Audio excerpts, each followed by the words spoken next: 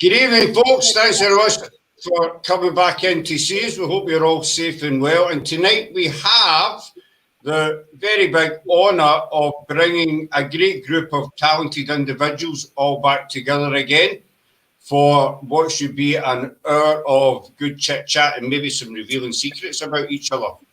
We have the cast of the Crumbs and the backstage crew and the writers and the director. So thanks for coming in, Dan, Craig, David, Chelsea, Shane and Jeff. Jeff is having a couple of technical problems, so he might be in and out, but he's here just now. So again, guys, thanks for coming and sparing the time to come and see us. It's great to have you all in the one panel. I never ever thought we'd pull it off, but you're here, and it's all good stuff. So just hello to Carol, Julie, and Irene in the chat. If you get any questions for the panel, folks, just stick it in the chat, and I'm sure they'll hopefully be more than willing to answer them, as long as they're not too personal and stuff, you know. And there's Elizabeth and Angela in as well. So good evening to everybody in the chat. I hope you're all safe and well. So how have you been, guys? Who's going to start us off? How have you all been? It's been kind of crazy, but good. Life's supposed to be crazy. Been pretty awesome here. There's Shelley and Simon as well. So David and Craig and Shane, congratulations on finishing yet another movie. Getting another one in the can, Love and Queen. We'll look forward to that as well as Demon Fighter, because the Crumbs was and still is doing really, really well. As far as I can see, it's still going strong. And I'm sure Demon Fighter will be the same as Love and Quarantine is as well. So Kerry's in. Hi, Kerry, all. Hope you're doing well. So he's all worked together on the Crumbs. So he's all shared, you know, quite some time together on set and off set, living together and what have you. So you don't know who you come to first. We get a big panel. I know. So I think we should go to ladies first. Yeah. I think that's the kind of proper thing to do. Yeah. Go to ladies first, you know. So now they're all here, Chelsea. I know we've spoke to you already, but now they're all here. How was it working beside all these individuals? Oh, man. You don't know what kind of worms you just opened. That's why you're here. It was very interesting working with this lot. It was a really great opportunity. It was the first film that I shot out of my own home state of Utah. I did a lot of local work there for like almost a decade, and then this one was the first one that I kind of expanded with and got to like go out to California and, you know, shoot a feature film. It's always a big deal the first time that you get to do something like that. And so I'm really lucky that these people wanted to include me in that and give me that opportunity, and I'm forever grateful for that. Now for the juicy stuff, they put me up not at a regular hotel, but in this little cabin that was just on the edge of the property of the location that we filmed at. So we filmed at a real bed and breakfast, and there were like these little cabins that were like just on the edge of the property. And I was like staying in there like while I was like shooting. That was kind of like my hotel room or whatever. It sounds like it would be really fun. It was one of the strangest experiences of my life. It was like so crazy. And I had a lot of really weird experiences during this movie. This was probably like two of the weirdest weeks of my life was on this set. I met a lot of really, really strange people. I'm just going to put that out there.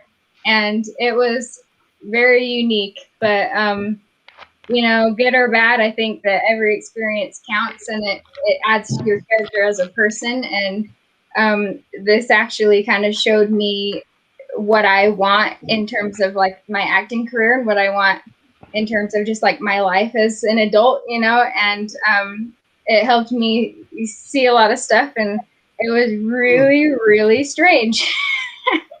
And I'm glad that I am in a position where I get to say that publicly, and I'm not afraid to anymore because I think that I've changed a lot within the past like 2 years. We shot this 2 years ago, and I think I've kind of bloomed a lot more, and I'm more courageous than I was like 2 years ago, and dare say more things. And I'm glad that I can.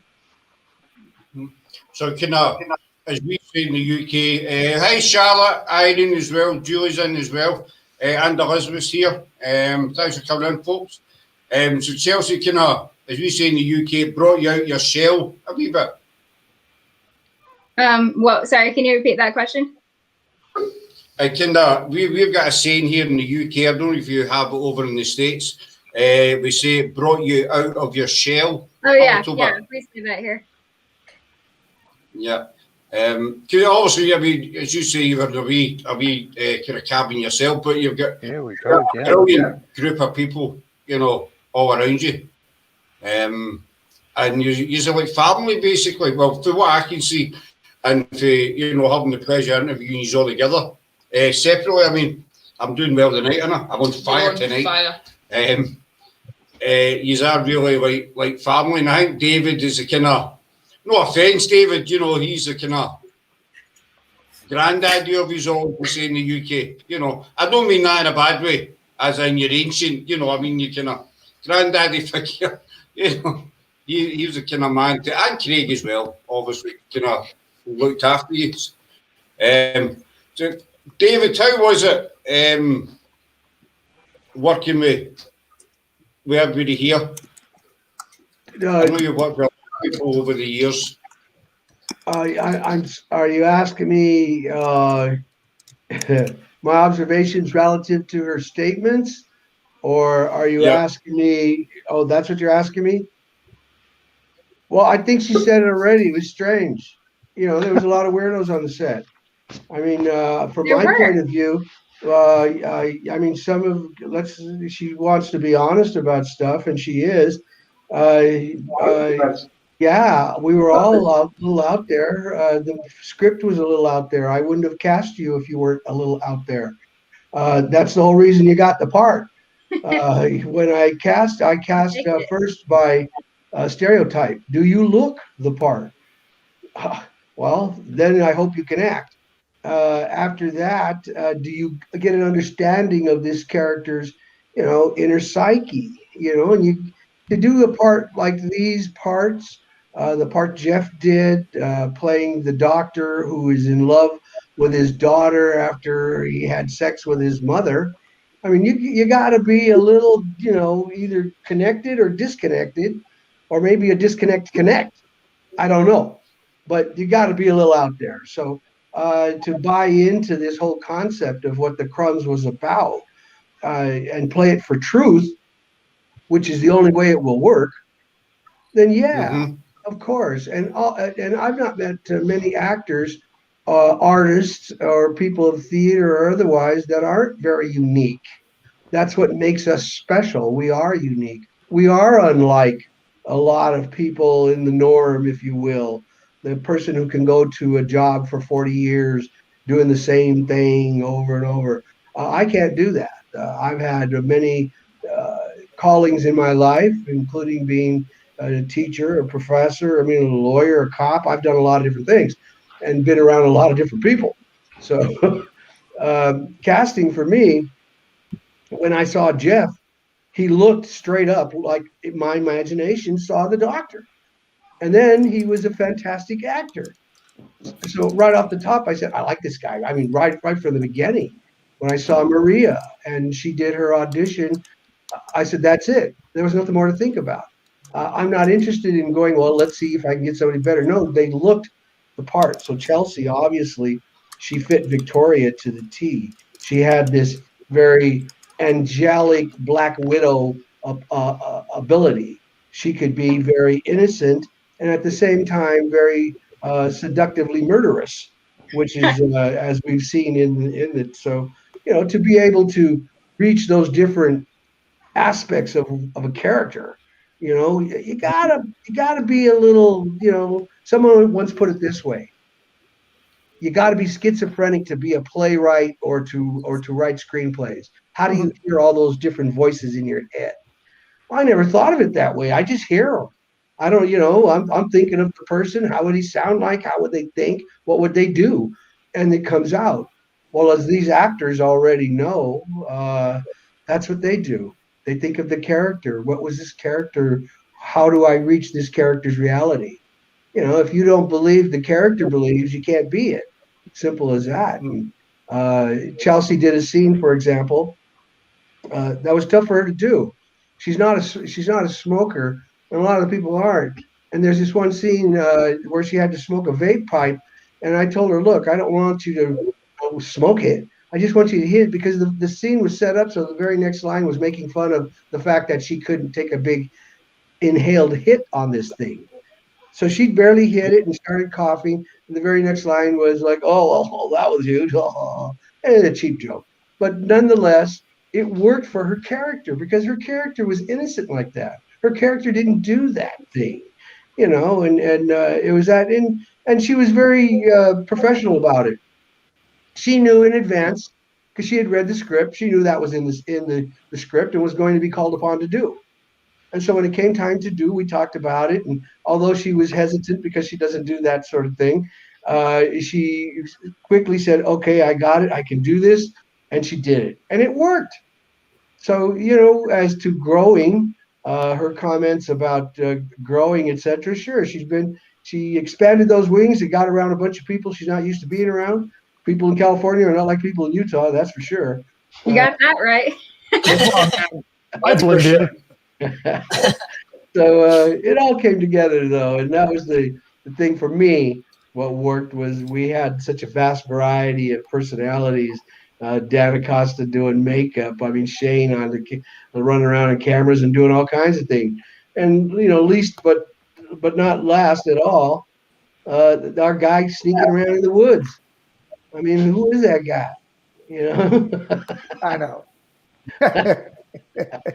So it takes a village, if you will, to make a movie, and that's what we had, a nice village. Yeah, I would like to add to that the smoking scene.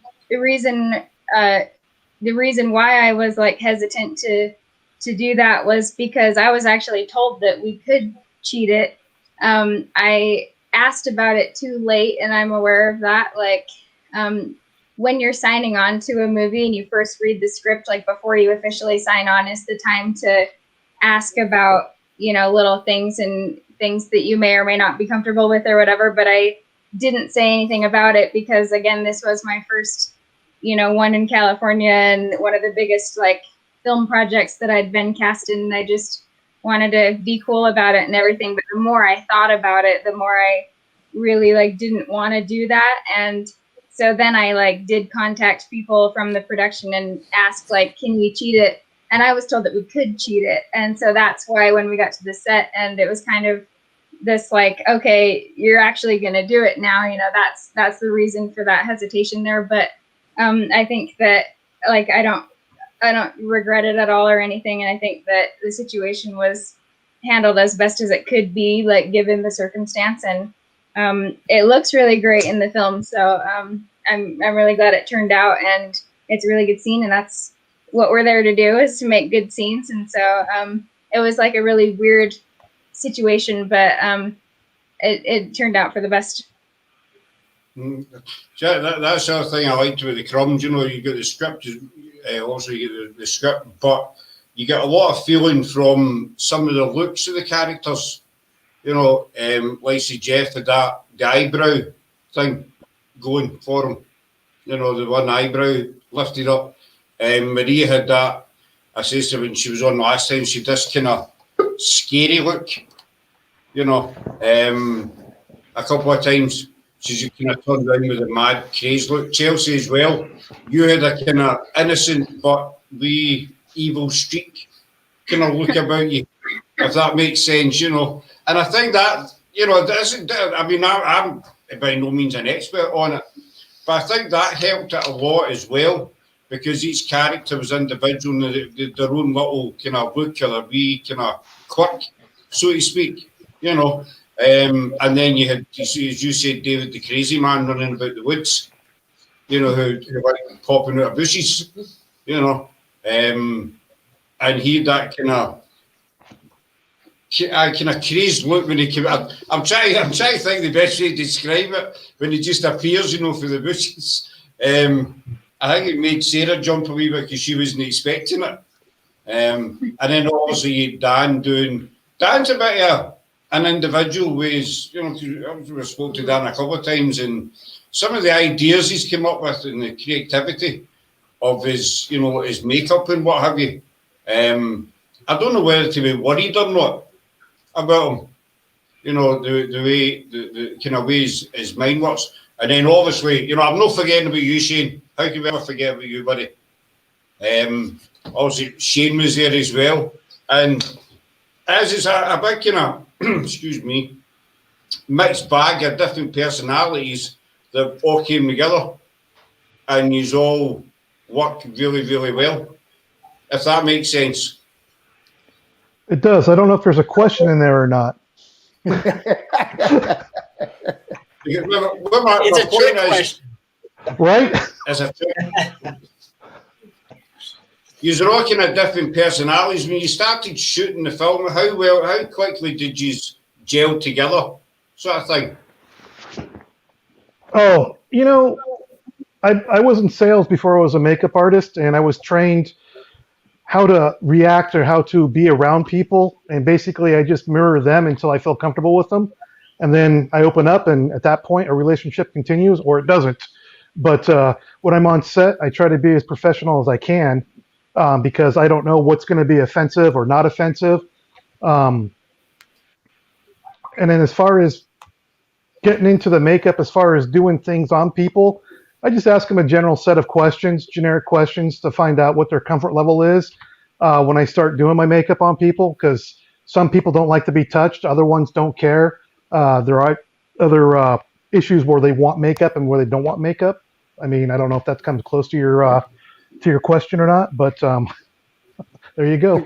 It's a good answer. Nevertheless, I remember having a conversation with Dan on set and talking about just like his makeup career, and he was telling me that like being a makeup artist is like being a bartender because just all these different walks of life come and like tell him about their problems, and I just like that's something that stood out to me, and I like think about that sometimes when I think about like, because I've been lucky enough to work with a lot of different like makeup artists and stuff, and I just like remember that like that would be funny to like do makeup on all these different people, and half of them are probably like super quiet and the other half are probably like, this is what happened to me driving here or whatever. Yeah, it is.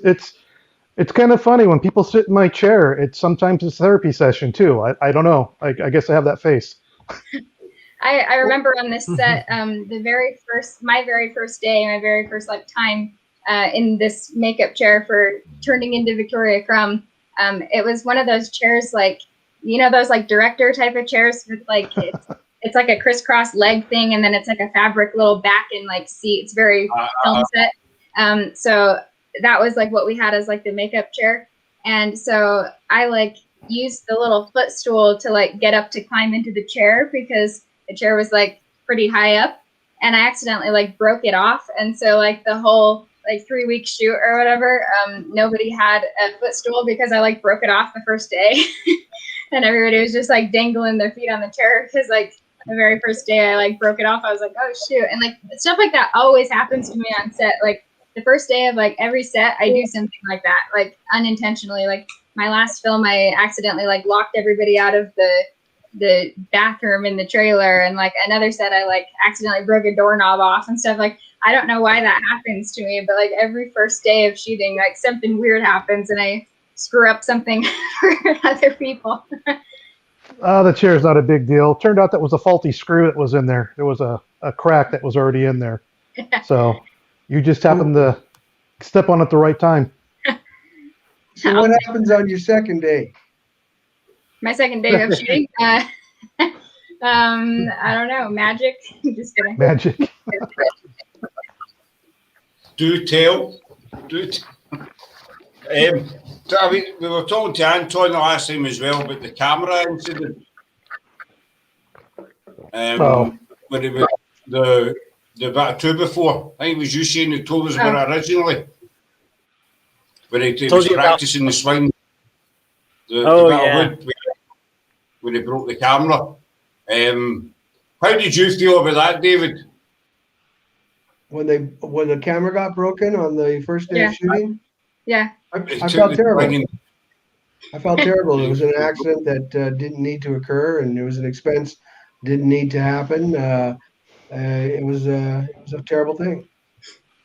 I remember that was on the very first day of shooting, and my first day was actually the second day of shooting. So like the first day was that everybody else was doing stuff. That was the day that I was like flying in and stuff like that, because they didn't need me until the second day. And I remember that Craig, you were like driving me from the airport to the like first hotel or whatever, and we were just like chit chatting in the car, and you get this like phone call, and you're just like, oh no, and you just like all quiet, and I was like, what? And you're just like, oh no, and I'm like, what's happening? And then you're just like this actor broke the camera. And it's like, this is crazy. Like I'm like fly out to Sacramento, and I'm like riding in this like guy's car that I don't know, and then somebody's like breaking the camera. It was really interesting. It was an interesting first few minutes there. Yeah, it was an interesting first day. It was. That was a once in a million hit too, man. Yeah. For the stars to line up perfectly for that. Yeah, I know. I think it wasn't a production odds, right? What are the odds? Speaking of the first day, something I remember was so again, like I got to like Northern California in like the middle of their first day of shooting, and so I'm just like hanging out like nearby or whatever at this like hotel and stuff, and some of the like cast and crew like came over on their breaks or when they were like done or whatever to like say hi and stuff, and I had like 6 different people tell me the same like story about this PA named Nikki who everybody thought looked a lot like me, and everybody was like super confused because this Nikki, because they had only seen me like on my like pictures and stuff, and so they hadn't like met me in person, so they didn't know like 100% sure what I looked like. And there was this PA that apparently looked similar to me, and they thought it was me, and everybody was like super confused, like, wait, I thought she was going to come the second day and stuff, and then she was just like with the PAs because she was one, and everybody's like, why is she like with the PAs? And everybody was like really confused, and then it turned out to be this like different girl, but it was like everybody was like super confused apparently, and like 6 different people told me that story like before I even got to the set, like my first day, and it was like really funny. Everybody was like, there's this PA, she looks like you, and they were just like freaking out. It was really funny. As I say, I've interviewed you all over the past few months, and the thing I've found, you are all, hi Steve, thanks for coming in, and Sam and Carol as well, thanks for coming in, folks. These are all, what attracted me, these are all genuine people, and you're all accomplished in your own fields, you know, but these aren't big-headed with it or anything. These are all very down to earth, kind of laid back, still very professional what you do, but he's all kind of laid back and very easy to chat to. Thank you. That's what I found. Hi Kathleen, Dog, thanks for coming in. So Shane, also you are part of the partnership with CRA now. Has your kind of workload increased since that started? I think he's talking to you, Shane. Yes. Yep. Shane. Hi. Hello, Shane. Oh, is that right? Oh, sorry. I was looking at the. I got you. I was getting involved, wrapped up in the comments for a second there. I hear you, man. You're kind of like, working. I got you. So I before these productions, I always have, well, in particular this one, a small amount of terror, because I had never worked with anybody except for Dan on this project before. And so this was the first time I met Craig, and I had met with David before, and we weren't exactly sure where I was going to fit into the production yet. We just knew we wanted to work together. So when I got on set, actually when I visited the set, I found out that one of the camera people that they had lined up for that position wasn't going to be able to do it. So, I mean, I immediately jumped at that because that's what I love to do. I love doing camera work. And so, as it turned out, I got to get my wish position on this film as the B camera operator, and I was super excited about it, but also terrified at the same time because I had never worked with David or Craig before, and obviously wanted to do a good job, and they were renting the camera that I wasn't super familiar with. I had worked with Blackmagic cameras in the past, but never this particular camera, so it was all like, oh, what's gonna happen? I hope I do what it is that I need to do to make them happy with the film that they're creating. So I was a little bit terrified. I was glad to see that Dan was on there, just because there was one person that I had at least worked with a couple times, and felt comfortable with being around. And David, I met with him, and he's a super laid back guy, so I was comfortable with being on set with him. But at the same time, he was one of the producers, and I wanted to do a good job for the film and make the producers happy, and hoped that there was going to be a future with the team. So Yeah, I that's need to say something here real quick relative to what Shane said. You mean this was not only a wish that you had, but like something that came true, and you wanted to really make us happy. So does that mean we didn't have to pay you? I mean, I'm just checking. Maybe it's too late now, though. So I think Don't that's get you happy. I think that's kind of a fear of probably everybody when you're going into a production. I know it's definitely a fear of mine. Like, just when you don't know anybody there, you don't know a lot of people there. It's like, it's scary and it's intimidating, and like, a lot of times I feel like I try to be all cool about it and pretend like it's totally fine, and we're all there to make a movie, so that connects us in itself and stuff. But it's, if I'm being honest with myself, it really doesn't, in my opinion. After you shoot the movie or something, I feel like you're more connected with the people because you've all experienced this like really unique thing together, and that connects you. But I feel like when you're like just stepping onto a production, the fact that you've all been cast or been hired for this production doesn't necessarily connect you. It's kind of like if you like live in a house, like all the people around you, like all your neighbors, in some towns, all your neighbors or whatever, you're like all friends or whatever. But like with me, I'm like, I have like no idea who lives in the houses around me. It's like, it's not just a given thing that you're going to connect with somebody because you're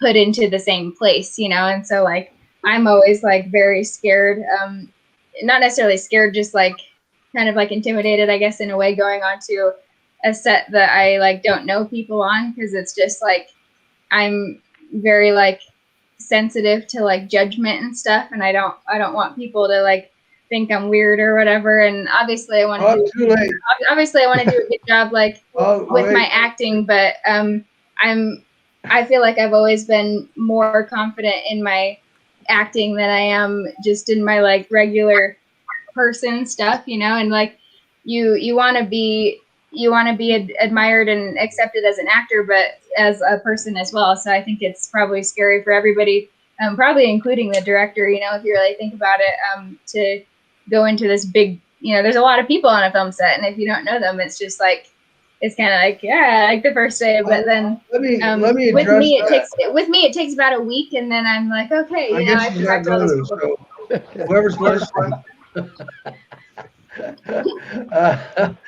Chelsea, first of all, I get you. Yeah, you're young, you're new at this, you're talented, and you're absolutely right. Stay scared. That'll keep you on your toes. That's for sure. Get confident, and sometimes you'll lose it there. A little too much confidence, you get boring. So I stay think that scared. the fear kind of also indicates that you care, right? Like, I mean, if you didn't care, you wouldn't have anything to be afraid of, right? You show up, you do whatever the hell you want, you leave, and you don't care what happened, Absolutely. Yeah, exactly. Right. But as a director, and I got to say this, No. When I get on the set as a director, I'm not afraid. I've already made my choices. I'm confident in my choices. That's why you got cast. Let's get back to that. No, I'm not like that. What I am is I'm concerned. I'm concerned about everybody's level of involvement. Do they have the same level? Are they going to bring to it what I know I'm going to bring to it, which is my 150%? I'll build the sets, I'll do the costumes, I'll play the parts, I'll do whatever's necessary. So I don't have a fear. I have a strong concern and a desire to do the best that we can do, which is why when Craig and I first start a film, and we're thinking about who the players are before we bring them in, we feel very confident about who they are right off the top. We have a strong hope and desire that everybody will come together to see what we see, and they'll pick up on the energy. I think you saw at the beginning of Crumbs, and throughout anything that we do, uh, a few of these people already, unbeknownst to folks out there, have worked on a couple of films with us. Dan has, Shane has, Jeff has. They understand what I'm discussing. The level of energy that I try to bring right off the jump is, I think, something that people look for. The director, the leader, the guy who's put it together, whatever it is, that person has to have the energy and the vision, whether rightly or wrongly. We call it a comedy, but nobody laughed. Whether rightly or wrongly, they have to have that vision and be able to attach onto that energy. And what I loved about the crew of and the cast of Crumbs, you folks caught that energy. Maria, Jeff, Anton, everybody that came on, all the supporting cast, everybody came into it with that same level of energy. They saw it, what it was. And it was an unusual film. It's not about normal people. Let's hope not, anyway. It's about some sick individuals. But it wouldn't have worked if it wasn't for people like all of you folks. Dan doing the makeup he did, bringing all that to it, that reality to it. The people doing costumes, the people on the sets, Dave Foster, I mean, wow, Alan Abshire putting the sets together. I mean, all that takes a lot of work and a lot of vision. It's not one person. It's everybody finding a common. So for me, going onto a set, I feel very confident when I walk onto a set, and I feel very fortunate that I have the people working around me that I do. We just shot Love in Quarantine. I can't tell you the ass these people kicked. It's straight up. They worked 13 days straight, doing 12 to 14, 15 hours. They busted it. They had two main actors who were carrying all the scenes. They killed it. Now, again, let's hope it's funny. If not, I guess the joke's on me, right? We'll see what happens.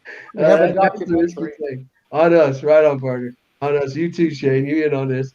So anyway, but that's my take about that. No, and I think as you grow more as an actress, because you're a very fine actress, as you grow more as an actress, your confidence will get more. You'll feel more comfortable getting on set.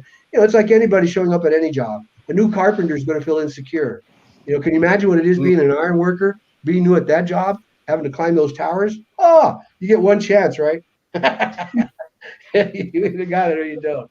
Yeah. But, yeah, and you got it, Chelsea. So Thank you. about it. Yeah, thank you. I don't think it's so much the new I don't think it's so much like new acting, because I have been acting for over half my life, and so like that's not the thing that I'm like worried about. It's just the people there, and in any circumstance. I mean, I go into like a perfume shop, and I've always felt like very different from other people around me. I feel like a different species than them, and I think that's where that insecurity comes from, not the job itself, which I'm glad about, because I think that the confidence that I've always had in myself as an actor ever since I was a child and I started was one of the reasons why I've like been lucky enough to have the success that I have. And so I'm grateful that I have that confidence in my acting, because I think that definitely makes a difference.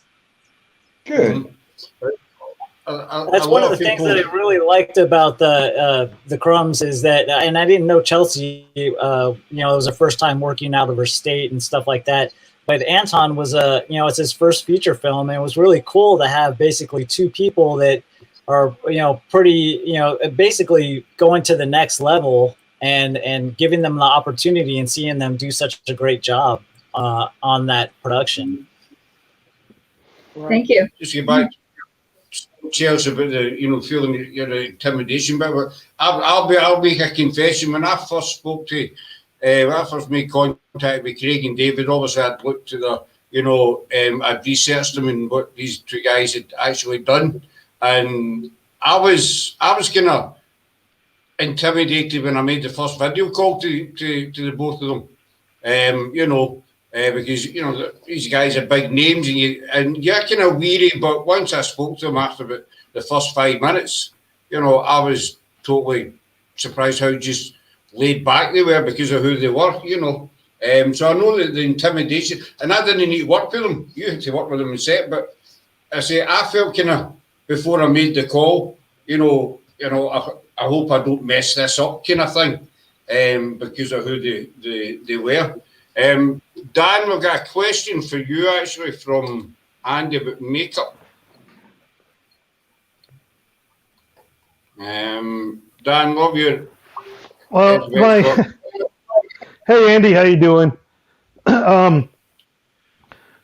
My advice is really generic. It's all about practice. You do what you love. You find a genre you like.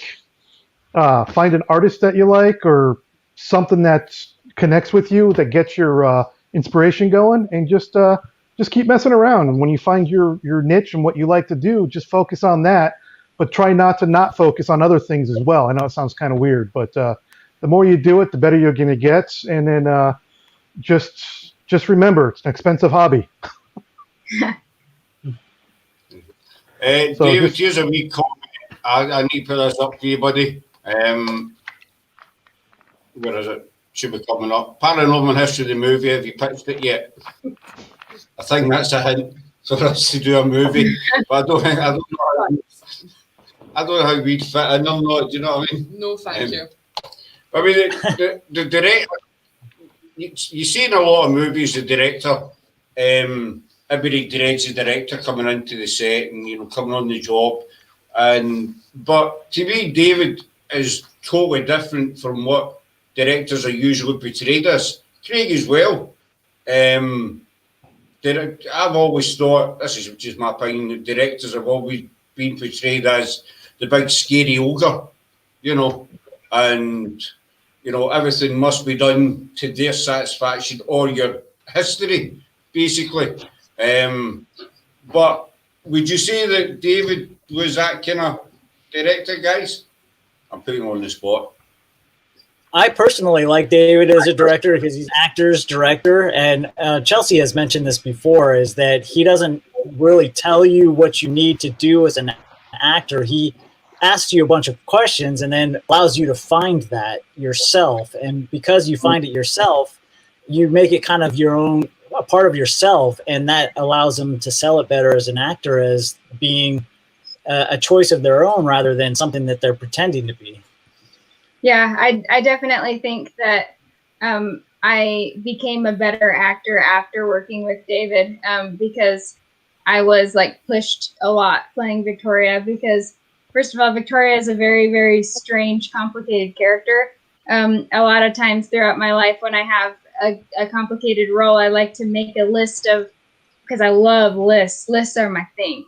So I always have liked to make a list of words that describe that character, so I can kind of think about it in a realm that I know, because I just love lists and stuff. And so I make lists of words that describe the character.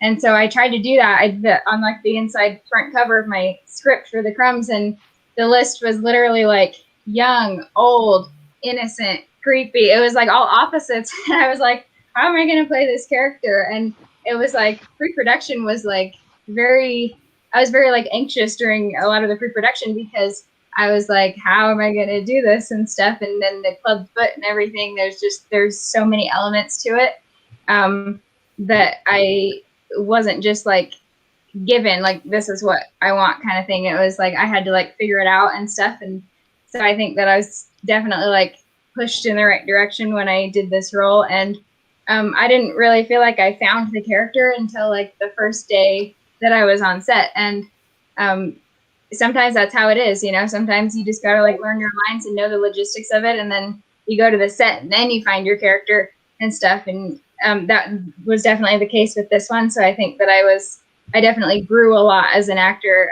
after working on this production because of how everybody kind of made me figure out stuff on my own.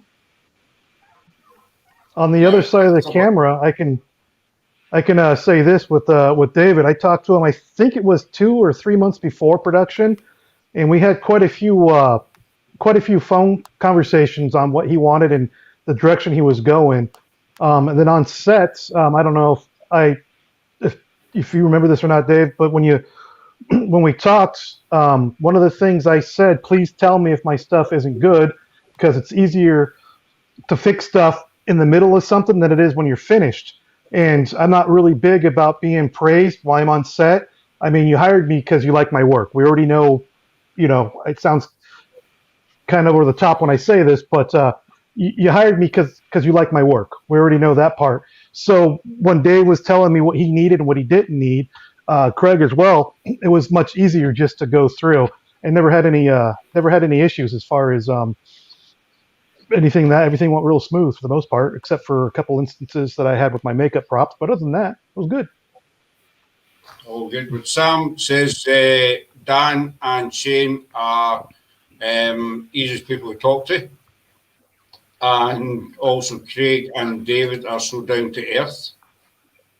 Thank you. Thank you, Carol. Thanks, Carol. Much appreciated. Yeah, appreciate But you are excuse me, you are very, very easy to talk to and very laid back. You know, you are still serious about what you do, and you turn out, amazing films. But at the end of the day, you are very, very easy to talk to. Shelley saying, I think it's a great way of directing. You must have been so pleased at how the characters were portrayed. Yeah, I was. When I write, I do see very exacting characters and personalities, and so I try to convey that. And I appreciate, Chelsea, your comments, and Shane. I don't like to show or tell the actors what to do, even though I know what I want, because then I'm doing it. They have to find it. It has to be theirs. So I do ask a series of questions. It's the way I teach actors. It's the way I work as a director. We just did a very intense character study, if you will, with Love and Quarantine, and the 2 actors in there. They had a lot of work, a lot of emotional work. These people are all over the place. And to get to where these characters are coming from, they have to understand the psyche. So to get into a character's head, as Chelsea was saying, she understood her lines. She knew what the lines say. But sometimes we don't always know what they mean. And they mean different things by what a character is doing to another character. And Chelsea was very good at picking up that. Jeff, I don't need to tell you what I think about Jeff Hatch, him and Maria.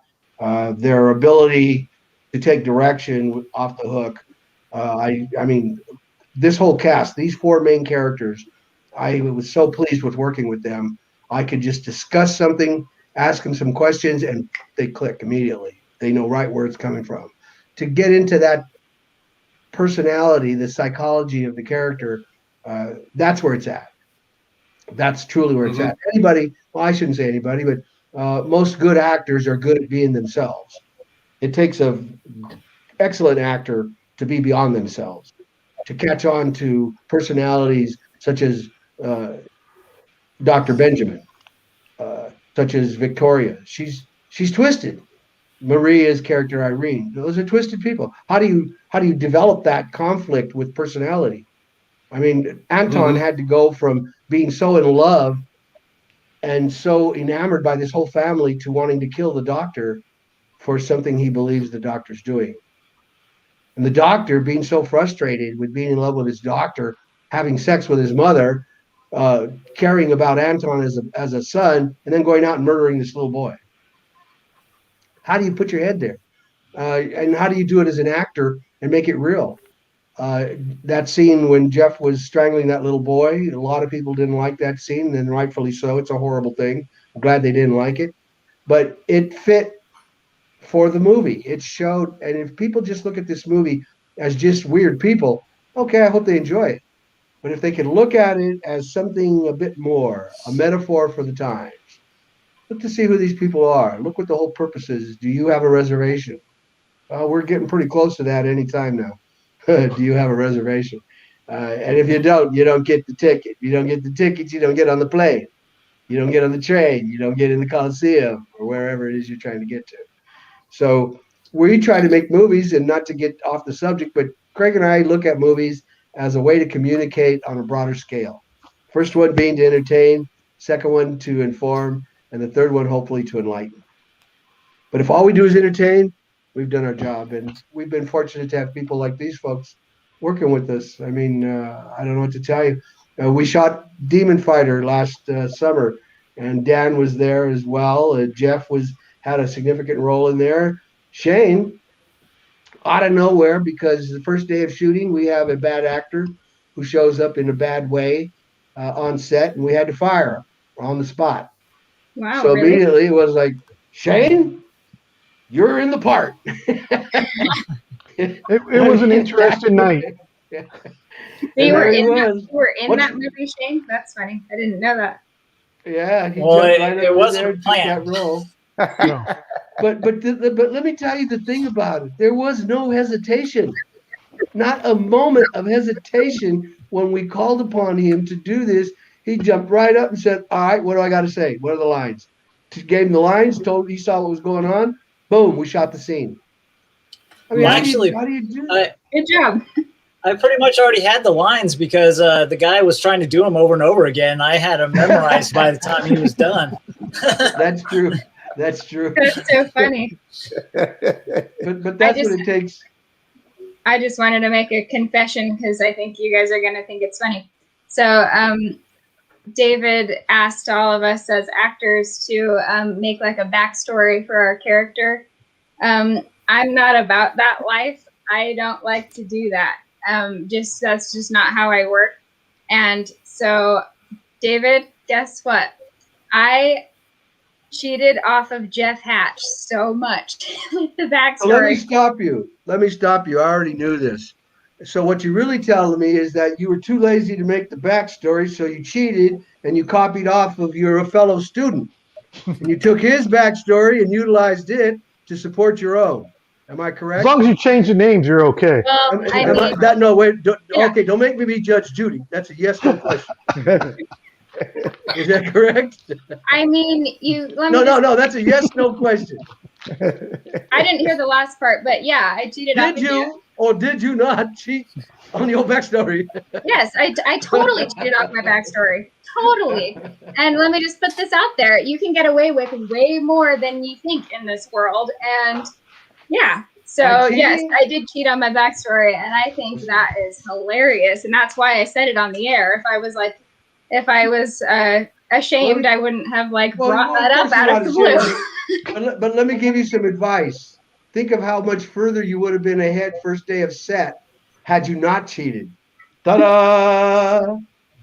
I'll think about that, David. Yeah, I think that's a good one to take home. That's what the professor told me. Hey, just think of how much more you would have known had you started earlier. Anyway, you get the idea. I don't do backstories for me. The backstory is for the actor. I, as an actor, do it. That's the way I was taught. I was taught old school. Stanislavski approach confused the shit out of me. And then I quickly learned another way of working, but I still utilize it because it does help. It saves when I come to ask an actor a question, about what their character is doing, that's what the backstory supports. Those quick answers, and that's So what guys, it's for. It looks Very like nice. looks like We're flying solo. We lost our I saw host. that. We lost the I captain. know we lost the host. Like, So should I just like ask random questions? That would be fun. This I might know be he's our doing. show There we go. now, Just yeah. like ask He's, you guys. he's doing a backstory. What's He's got a backstory together. Oh, she's back. Oh, hey, you're My back. kid. I was about to just like ask them random questions. I thought they I'm, cut I'm for a sure your smooch or questions something. would be much better because you have hosting experience. Oh, his chair broke What is that? completely. Oh, Is your that- The bottom of the broke. chair. Oh, bummer. The chair went. That's so funny. Oh my gosh, that happened Yeah, on our workers' comp? set too. I wonder Oh, if yeah. that's a ghost of some kind. The Uh-oh. chair destroying Paranormal ghost stuff. They The just, paranormal. following us around. Oh, hey, Shane, do you remember when you were like taking behind the scenes photos and you like took a photo and we thought there was like a demon in the back of the photo and we couldn't figure it out for like months and we were like, is that like a ghost? And then it turned out to be like one of the crew guys like in the mirror or something. Do you remember that? That's what I heard. Yeah, I actually had them put that picture up on the last podcast. Oh, I don't know if they still have it. I'm sure it'd be on the podcast itself, I think. Oh, yeah, I just remember that. Like, it was either you or somebody like took a picture and Yeah, I like, took it, yeah. yeah. And we saw like something weird in the picture. Oh, Uh-oh. We're dropping people, man. What's going on? editing. Okay. I do apologise for that. My chair gave up on me and I ended up on my ass, as they say. I was just Are you saying okay? that happened to our sound guy on Love in Quarantine. So I'm not the only one. You're not the only one. So I just went and I ended up knocking the camera out at the same time. Hey, what happened? So Did then Chelsea use up her time? well, my computer just totally died right after I made a comment about our host going blank. My computer died, so I'm using my iPhone. I'm telling you, we're dealing with ghosts here. I Something. know, man, it's jacked up. Yeah, mine You're on your froze, so phone I had to now, right? reload. Mine wants to. Yeah, so Seriously. I don't know. sorry about that, guys. Ah, no worries, man. Nobody's laughing at my cheap jokes. What it is? I just felt I heard the What, are you snap afraid? and then You afraid? I felt myself going south. That was it. There was no stop. I've lost my thought now. Where were we? Sorry. But you're okay, right? God, every time I listen I'm to you, fine. I want to make out like talking like this. I know. To get me going, I'll tell them I'll hear you. We have to detox afterwards. Was that a Scottish accent? sorry, my laptop ran out of battery. See, look at that. Everybody's That's crazy. happening to it. Three of us instantly had issues. That's weird. Really? At the I same didn't time? do it. Yep. My I swear I computer, didn't do my it. computer crashed. My laptop just ran out of battery, but I have my charger now, so it should be fine. I had to From here on water out. my goldfish. You don't have a goldfish. Oh wait, maybe you do. Actually, last time I was there, I think you did have a fish. I was wrong. I don't Take it believe for a that walk happened. every now and again. I think I got to take it for a walk. Right. That's twice now. You spoke to you live. That's twice. Anyway, so apologies again, folks, for that. How's your butt? Chair malfunction. I mean, I've lost my train of thought now with a couple of comments to put up for you. We know that everybody's laughing at the malfunctions. They are. So Well, we got. That's live radio and TV for you. So did Jeff Yeah. just decide to Edit take it out. Jeff just scrammed? I think he one just thing, couldn't. Jeff, about the. Nobody was talking to him. That's why One he got thing, her Jeff, feelings. I think he said he didn't have a good connection and stuff. Anton, what's up, buddy? Hello, Anton. Hey, we're just about to end. Glad you could make it. All right, buddy. See you later. Gotta go. Somebody's got to ask him a lot of questions really quick so he can like catch up to us. They're quite rapid fire, 5 minutes.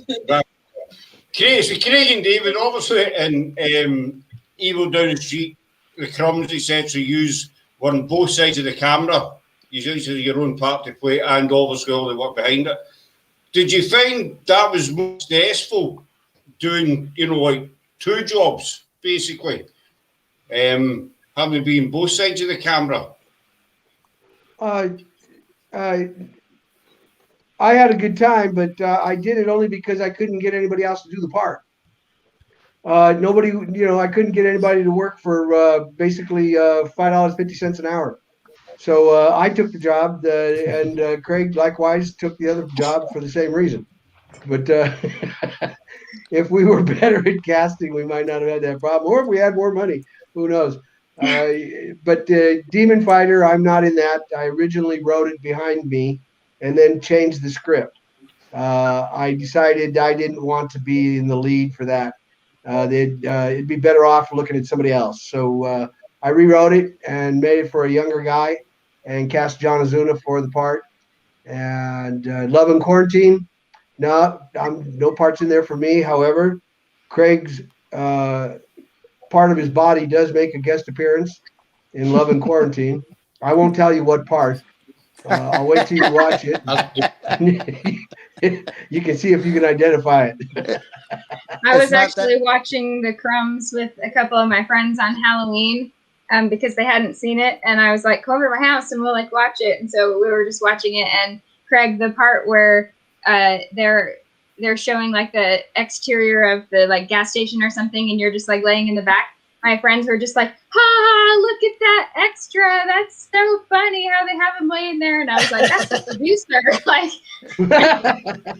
well, along those lines, we were talking about Dan's makeup earlier. As a producer, you have to be willing to do anything to keep everything moving along, right? So there were numerous times, run into town and like, remember Dan, like get a steak or do this and do that. And I'll be right back, everybody. Well, many times I went into town dressed exactly as you saw there in front of the convenience store. And I didn't really think a second about it, other than when you go in, how everybody will just stare at you. And on a human side, it has made me realize truly what homeless folks go through all the time. But that's a compliment towards Dan's makeup. Thank you. Along with my lovely wardrobe that Denise helped select, actually selected all of it. That I can pass as a homeless with the best of them. So there you go. Craig, I gotta ask you, when you saw yourself in the mirror, did you want to give yourself a handout? I know, right? Yeah, that's funny. I was filming a movie in North Carolina about 1.5 years ago, and it was really funny because we were in this like very, very small town in North Carolina, and is unlike any place I'd like ever been before. And it was really funny because I had for the movie I had like ripped clothes, and my hair was like all greasy, and I had these like cuts and just dirt on my face and stuff, and for the costume, and I went into this like little convenience store, and I was telling the script supervisor who like drove me over there because we needed to buy some stuff or whatever. I was saying to my coworker like, oh my gosh, I'm kind of embarrassed to be in here, looking like this, because they're not going to know that we're shooting a movie. And so she's like, oh, okay, I'll kind of like tell them so people, know what you're doing. And so we went in and we were like buying things, and the script supervisor said to the person that was like working at the counter, yeah, she's an actress. We're filming this movie like a couple blocks away, and this is kind of what it is and stuff, just to make me feel less uncomfortable about being in this like convenience store with like just tattered clothes and everything. And the lady just looks and goes, oh, I didn't even notice. She looked like everybody else that come in here. And I just look at her and I go, really? And she goes, honey, you're in horse crap holler. It was just like so funny, like random. It was really funny. It's like you think in your head you think like, oh my gosh, I have this crazy costume and I look really weird, and then half the people like don't even notice you're like out of place. Guys, my apologies. Today, well, actually it's tomorrow, but we're celebrating my youngest daughter's 23rd birthday. And I can hear everybody downstairs has arrived. So not to be overly rude, I will have to step out, but thank you very much on my behalf and David's behalf and probably Shane's behalf here too, of having us on your show today as guests. Yes. Good seeing you, Craig. Thank you. I will just Yeah. Good seeing you again, Craig. Good seeing you Yeah, guys. it was nice seeing you, Craig. Thanks, It's been a Thanks, while. guys. Take good care. Have a good time. Thank you. Bye-bye. Hey, thank you, Craig. Hi, Anton. Sorry, buddy. How are you, my friend? I'm doing good. Can you hear me? Unfortunately, unfortunately, you've come in at the tail end sort of thing. I think I've asked this question before, but is there going to be a Crumbs 2? Can you say it again? Kidding, I don't know. I think that was for David. I think it's still questionable, but there at least is some shred of hope. There's definitely interest in it. I can attest to that. I've gotten like a ton of Instagram messages and all kinds of stuff from just random people all over the world, really, like saying that they want one. And I even had a fan make a Crumbs 2 like poster and like send it to me and be like, this needs to be made. I'm like, I'm not in charge, but there's definitely interest, and we're all hoping for it.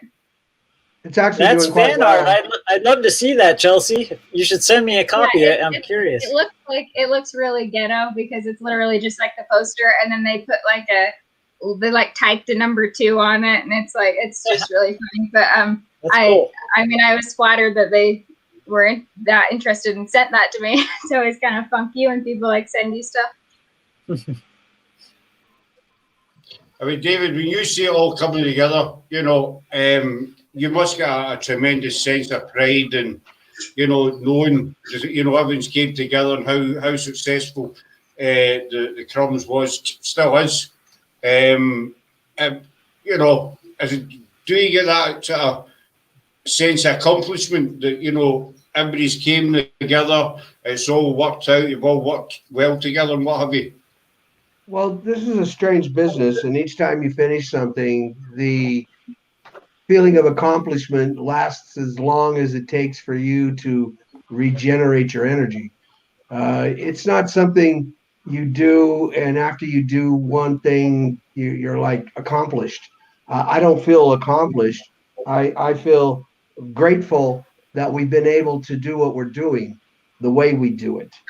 The Crumbs is doing quite well right now. It's holding its own. A 4-star. It was 4 to 5 stars. Been fluctuating on Amazon Prime. We're getting a lot of reviews in the positive. So we feel good about it. The Evil Down the Street still doing quite well. So we feel confident that it as well is going to be a good film. We don't look at the films as being the end. Each film is a project in itself. So it's always, what's the next project? When we were shooting Demon Fighter, in the middle of shooting it, I had this idea for a script called Love and Quarantine. So it just hit me, and I started talking about it. So as soon as we finished the film, shooting it, it was in the can, into post. I came back home and I wrote Love and Quarantine, and now that is in the can. We shot that right away as well. And I think that's the fastest turnaround so far, right, David, for a film? That's pretty quick as far as getting it done. Crumbs, I wrote that pretty quickly, as well as Demon Fighter. I wrote that pretty quickly. But after finishing this one we just shot, I had already started, and this is the I don't know if it's the irony or the monotony or the neurosis. But I had started another script already called Preacher, and I'm in the middle of that right now. I've jumped back on it in the middle of quarantine, Love and Quarantine. I'm shooting Love and Quarantine, and I'm running scenes in my head about this next script. So that's why I said I don't know if it's a good thing or a bad thing or kind of a neurotic thing. Probably all the above. But here I am, and for me, it's the love of doing. It's not necessary. I know this sounds crazy. To have the finished product is definitely the goal, but the doing is what's exciting for me.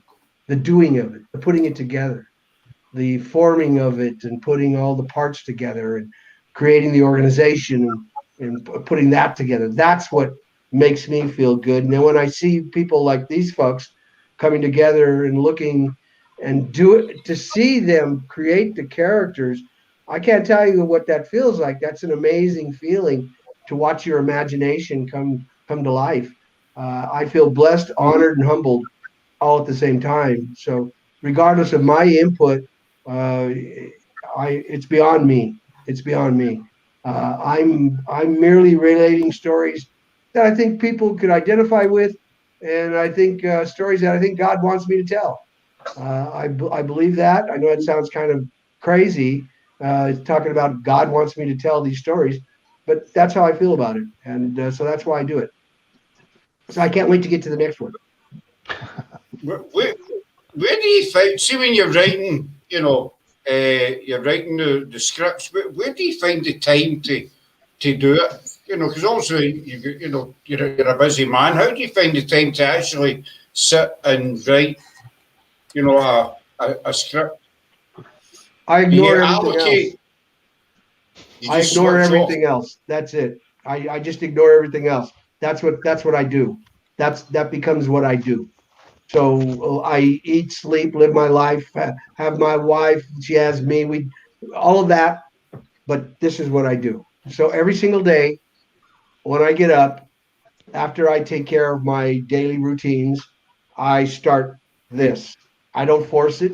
When I don't, whenever I'm writing stops coming out of me, I stop. I paint, drink wine, go for walks, exercise, feed the squirrels, Feed and the then I get back squirrels. at it. That's a good hobby, feeding the squirrels. They're hungry. They're always hungry. Somebody's got to Squirrels do are it. my friends. Yeah. Yeah, if I don't feed them, they tear up my garden. So, yeah, I figured, and I knew they knew this. They knew this. So they just kept at me. And one day I figured it out. I said, oh, damn. So I started feeding them. They quit tearing up my garden. Now we have a symbiotic relationship. They blackmail me for food, a little protection money. I feed them. What's all good? Makes sense. Makes sense. Getting blackmailed with squirrels. Jess got a question for you. What's the ETA on Demon Fighter? Spring. We're looking at no later, hopefully, than the end of spring, as well as Love and Quarantine. They're both in post right now, being edited. So we feel very confident we're going to have them out in time. Hopefully, by summertime comes, we'll have the new script, Preacher, formalized, and I'll start the pre-production process on that, putting it together, doing that thing, and I'm excited about that film. I think it's going to be very exciting. We're going to bring some characters back in from another film, a character we like, Father Michael from Demon Fighter. We're going to bring him back into a film. So we feel confident about it. I'm also going to bring some actors from other films into this one. We're looking for new talents all the time, but God, I just keep getting blessed to be around all these talented people. I, you know, I know it's not me. I believe me. I'm hopefully it's the work that we're doing, but we just Craig and I feel so good about all this wonderful energy and talent that we get blessed with. I mean, they are making the film, not us. We couldn't do this. Craig and I couldn't do this by ourselves. No way. No way. It takes every single person involved, and if we all see the same thing, we move towards the same way. It's like a highway, a 6, 7 lane highway. and everybody's going down that highway at the same speed. And as long as they all stay in their set lanes and don't cross into other lanes, it works. It works. It's all good. And I'm sure a couple of you out there know what I'm saying. I know you. As you say, you feel blessed to work with such great people. Sarah and I are the same. You know, I know it's nothing compared to what you guys have got, but even with our channel, the amount of amazing people that we've met, everybody here included, in the short time we've been doing this, the amount of amazing people we've met is, amazing basically. And we feel blessed that we have met so many genuine, down-to-earth people. Yeah. Like yourselves, obviously. And we've got such great team members as well. And so I do know what you mean when it's all running in the one direction, smooth, the same speed, and everything just seems to kind of come together. I know I'm talking about our wee YouTube channel. You use a sort of major compared to us, but it's along the kind of same line. I think if you meet the right people and you all connect in the correct way, then you can accomplish anything. Pretty much. That you set out to. After working with these actors, do they inspire you to write with them as inspiration? Oh, absolutely. As a matter of fact, it's tough not to. There's a problem with redundancy. You want to use the same talent, but you also want to be able to produce films with new talent, bringing new people to the surface, giving other people a chance to do something. But you get stuck because I'm writing and I'm thinking about the people I've worked with, and I start thinking of the characters and fitting them into their personalities. It's hard not to, because I like them. They're my friends, and you got to not let that get in the way. So when I'm writing a part and I see an actor who I know could do the part, yes, I'm writing it with that person in my mind, but I also tell that person that I'm doing so, and I also let that person know that I'm going to audition the part anyway, and they got to earn it. And that if, in fact, I don't cast them, I will show them the audition of the person that beat them out, and they will understand why they didn't get the part. But trust this, I write it for the person. Jeff Hatch, I wrote Demon Fighter, and there was a part in there, I specifically had him in mind for the part. And I walked right up to him and told him, I'm writing this character, I got you in mind, but it's yours to lose. And I auditioned the part with other people, and I knew Jeff was the right guy. And of course, he got the part, and he's in that film. So yeah, when I wrote the Crumbs, Anton Clark, I saw Anton in the part. I told him that. But at the same time, I also told him I'm going to audition it. So get busy. Don't disappoint us. Because when I think of somebody in that part, I want them in the part, but I have to be true to the film. The film is the project. The film is it. It's not our relationships. Our relationships should enhance that project, not deter from it. So it's a very tough thing, and that's one of the problematic parts of indie filmmaking. Everybody works with their friends. So friends expect to get parts simply because they're friends, or simply because they're friends, they expect to get jobs. It doesn't work that way in the professional world. You have to earn it. Yeah. And by earning it, it's yours. It wasn't. And in Jeff's case, he had to shave for it as well. Amen. Jeff shaved his beard off, did whatever I asked, and nailed the part. But he still had to earn it. He had to earn it. So, it's a touchy situation. And any of these actors I worked with, absolutely, I would work with them again. As long as they did their backstory.